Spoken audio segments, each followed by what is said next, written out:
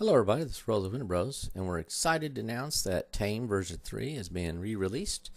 We made some slight improvements to the interface, and then we think you're going to like it. It's been upgraded to work with the latest releases of Windows. It should work in Windows 7, 8, or 10, as long as you have the .NET framework installed, which is pretty well required for most graphics applications. Let's move on and we'll show you what we got to do. We've loaded up TaME here to show you how it looks.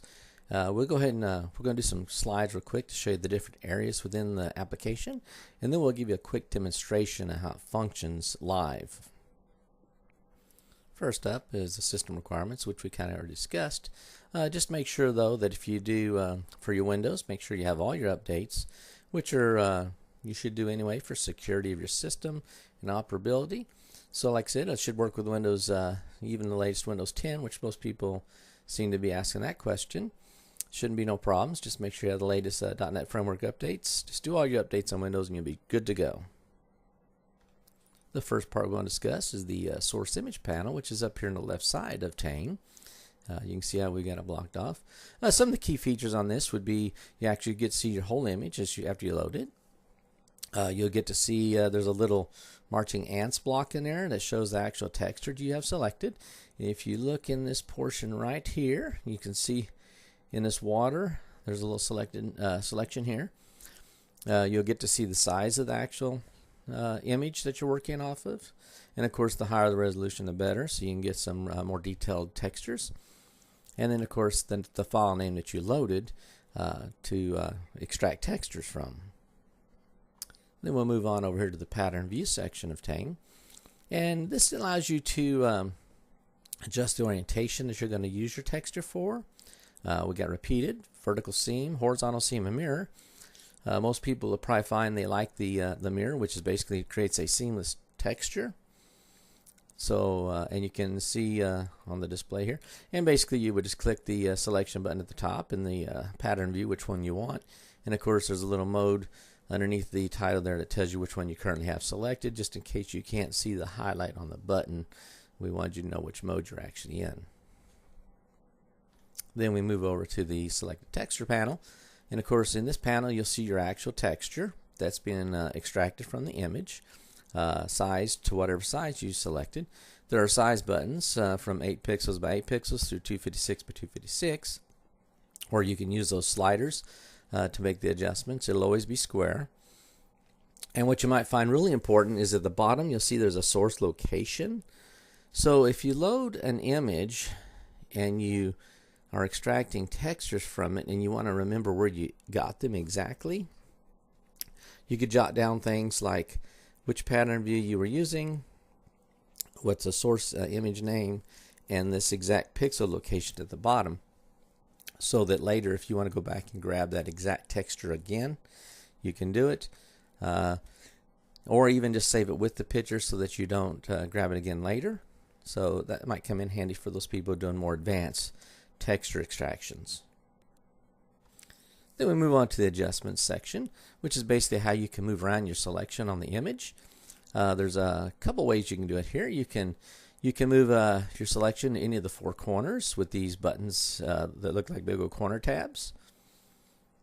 You can move your selection along a block size, whatever size your texture is, in blocks of that size, using these inside blocks here. You can go to the very center of your image, clicking this middle button here if you want to start in the center, looking for something to extract. And these little arrows on the outer side allow you to make pixel by pixel adjustments of your location within the image that you're extracting your texture from. And in the borders panel, you may not, for the most part, you may not want a border on the extracted texture. However, if you do want to put a border on your texture within TaME, we allow you to do it here. The available thicknesses will depend on which size of the texture is, from 8 through 256. And you can also select a color that you want that border to be, and all that will show up in the preview pane underneath the pattern view. However, we do recommend that for most uses you won't put a border on it. You will add the border later in a 2D art program like Photoshop or maybe the GIMP.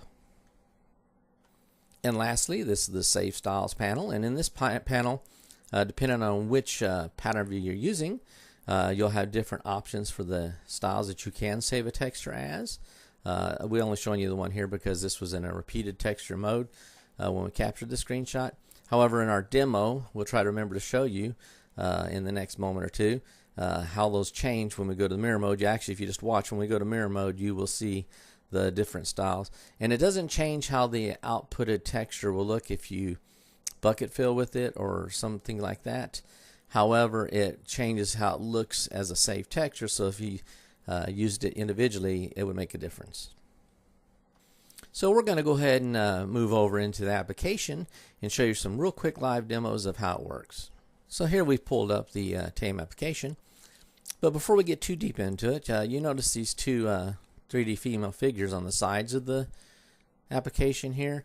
If you look at those, their shoes, their pants, their top, and their jacket, all the textures you see applied to those were extracted from an image in TaME with TaME and applied directly to those female figures' outfits in DAZ Studio without any further adjustments. However, we do realize that if you do extract textures and you're going to use them for close-up shots, you may want to have bump maps and normal maps and stuff like that. But this is the kind of result you can get just with the direct use of textures. So if you quickly need to adjust a scene to give some variety in it, you can quickly pull up an image, extract some textures, and put them right onto your 3D figures.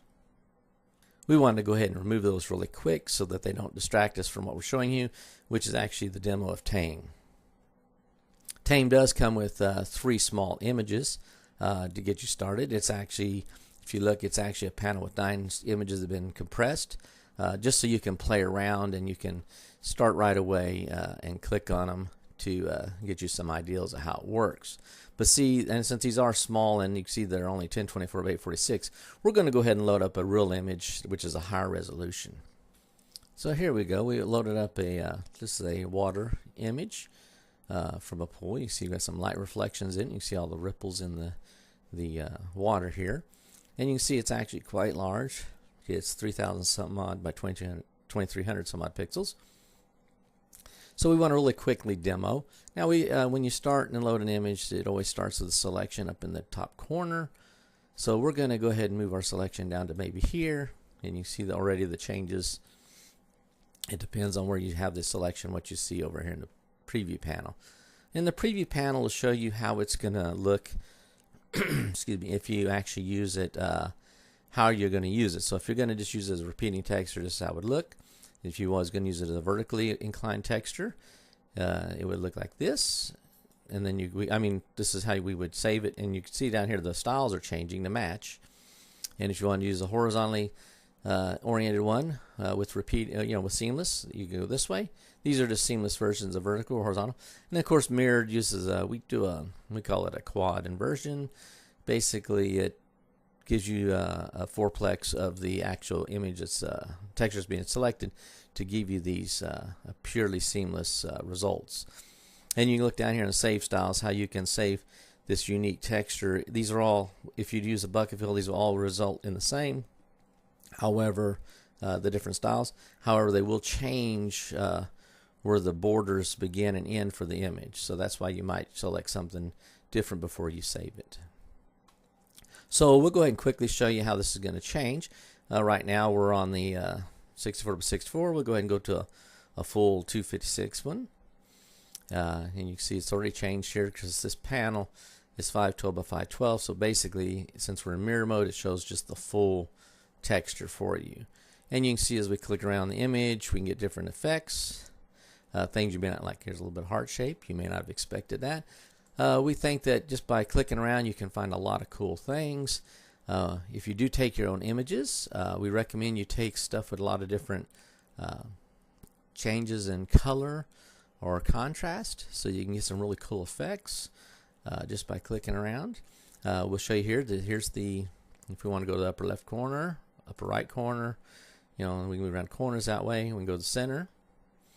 If we want to go block by block, you can see we're still 256, so this would jump over to the right if we go on the right one block, and if we want to go left a block. So you can go block by block, and then if you do, let's say we go down one, and let's say we want to adjust a little bit because we can still see the words on the top of this little floaty thing. We can use pixel by pixel and take that down 1 pixel at a time. And the speed of your system, because we are doing some graphics intensive modifications here. So one thing we don't, I think I just forgot to discuss earlier, you can actually click on the image for the placement. So let's say we wanted to get past the top of that without having to do pixel by pixel. We can, wherever you click, the top left corner of the image should appear, and there we go. So we can get that, we get those fine adjustments by hand by clicking right directly on the image we've loaded. And then if you want to fine tune it, you can use the pixel by pixel for that. So we're going to go back down to a 64 by 64 texture real quick, extraction. And we're going to turn on the borders really quick. And you can see it, if you were doing some kind of a tile or something that you were extracting the texture for to use on a floor in a 3D model, or maybe on a shower wall. I mean, it depends. All depends on your image here and what your extractions look like. And of course, you have a variety of thicknesses. You can change the color by clicking the color button for. So let's see if we want a green border, but we'll go ahead and turn off our borders again. So you can see how that'll work. But like I said, for most applications, we recommend that unless you're you don't use a 2D program like Photoshop or the GIMP to modify your stuff, you go ahead and do your borders here before you save it. Just remember though, you won't be able to get the borders back off of the save texture. So if you're going to do that, we recommend you save it in 2 forms, with and without the border, just in case you want to go back and get this, what the original texture looked like. Okay, so we pretty well covered it all down here on the save. You would just click which style you want to save it as. You can also see it adjusts it up here in the preview panel so that you'll actually see, if you just look at this corner right here, you will see that that's actually this texture. It's the same exact extraction, it's just shifted left and right or up and down to save it the way you want to save it. And these down here would be actually how you see it if you just open it up to preview it in a 2D Paint application. Okay, real quickly we'll load another quick image to give you some real quick demos, and then we will let you make your decisions on whether to purchase this. Okay, here is some bird feed we found on the ground. When you're out and about with your smartphone or even your camera, but smartphones have such good camera lenses built in these days, we recommend you, if you see any kind of thing, odd things that have lots of color mixes and shape mixes in them, we recommend you go ahead and just take a picture. So what we're going to do is we're going to go to 128 by 128, and we're going to start clicking in here, and you can see these really cool patterns that we can pick up. And where you could take this photo and probably get, oh, I would say you probably could easily get 100 with the mixes of greens and oranges and tans and blacks that are in this image. You could focus just purely on something dark, and that's what the preview's for, because you can see, that's a little blurry, I don't quite like it. So you can keep moving around, you find some stuff that you think's really cool. And if it looks like it's, you can always take the size down if you're looking for something a little smaller, maybe to use for a pattern on cloth. Who knows what you might use these for, but we believe you'll find many uses for the textures. And if you took the photo yourself, you own the full copyrights to the photo, to every extracted texture that you pull out of it. No one else can own it, because of course obviously you own the copyright. So you can download source images from the internet. However, we recommend that you, if you want to do some stuff that's really unique, because anybody can get the same sources from stock image on the internet and possibly replicate any textures you could create. But if you took the photos yourself when you're out in town or out in the country or wherever, you'll find places everywhere when you start looking around, and we'll show that in a separate YouTube videos later on. We'll go ahead and load one more quick image before we go.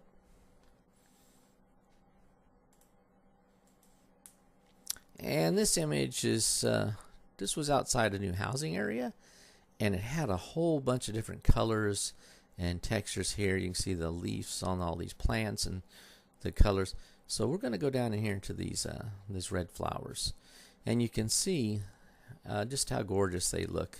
And like I said, you can make, and you can, like I said, depends on what your this is a vertically oriented seamless, horizontal. It all depends on what your use is. If you're going to wrap these around a pole or something, or if you're going to apply them directly to some big area of material, you probably would use the mirror. And then, of course, you just might want the repeated. It would depend. They're a little less friendly unless you're going to apply them just on one object that's close to that size. We show you how that is. So we find that you'll probably like the mirror mode for the most, but the vertical and horizontal seams come in handy too. And it all depends on your application. You're going to find all kinds of stuff. You can see how these floodlights suddenly turned into a nice little picture. And if you think, you can still kind of tell it's a floodlight, you can always adjust it to where it looks like a pair of eyes peeking out from under some flowers. I mean, it's all up to your imagination. There's so many different things. And don't forget, when you're going around your texture, clicking, trying to find something, don't forget sizing can make a difference too. You can see how it changed in the preview panel as we change the size. So remember that when you're trying to extract your textures. We hope this piqued your interest and as you're excited as we are for TaME version 3. We hope you'll visit our website and purchase you a copy. Have a great day.